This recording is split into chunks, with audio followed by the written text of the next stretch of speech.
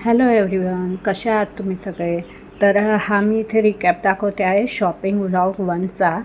जर तुम्ही पाहिला नसेल तर इथे तुम्हाला एक क्विक रिकॅप पाहायला भेटेल. तर या प्रकारे आम्ही सगळे रेडी होऊन निघालो होतो शॉपिंगला आणि मॉलमध्ये पहिल्यांदाच नेलं होतं रुहीला. तर रुहीला पडली होती खूप खूप मज्जा आणि आमचंसुद्धा फिरणं होऊन गेलं होतं. तर एवढी सगळी शॉपिंग आम्ही केली. त्याच्यानंतर आम्हाला लागली होती भूक आणि इथून निघाल्यानंतर मग आम्ही गेलो होतो बाहेरच डिनर करायला. रुहीने सगळ्यात पहिले जर तिची कोणती आवडती वस्तू घेतली असेल तर तो पिंक कलरचा बॉल जो तिच्या हातातच आहे.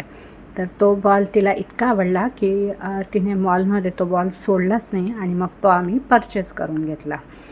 तर इथून निघाल्यानंतर आम्हाला भूक लागली पण होती आणि खूप जास्ती हेवी काही खायचं नव्हतं. त्याच्यामुळे मग डिसाईड केलं की स्ट्रीट फूडच टेस्ट करूया. तर स्ट्रीट फूडमध्ये पण आम्ही घेतला मग मंचुरियन राईस, जो सगळ्यांचाच आमचा फेवरेट आहे.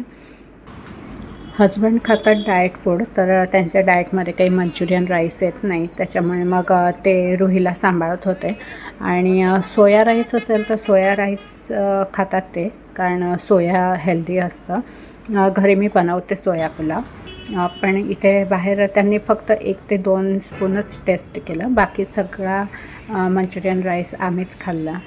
आता गरमीच्या दिवसात ना संध्याकाळच्या वेळेला असं बाहेर जायला फिरायला खूप छान वाटतं.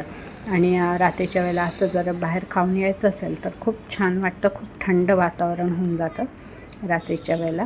नाहीतर दुपारी तर भयानक ऊन झालेलं आहे इकडे. तर मी राहते बडोद्यामध्ये आणि इकडे जवळपास 40 डिग्रीकडे तापमान पोहोचलं आहे दुपारच्या वेळेचं. गरमीच्या वेळेला इव्हिनिंगला फ्रूट्स आणि सलाड खायची जास्ती इच्छा होते. तर आम्ही पण मोस्टली तेच खातो.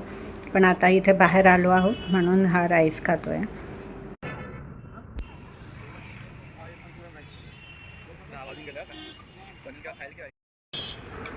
तर तुमच्या एरियात किती झाले तापमान ते नक्की सांगा कमेंट्समध्ये. आणि आजचा व्लॉग कसा वाटला ते सुद्धा नक्की सांगा.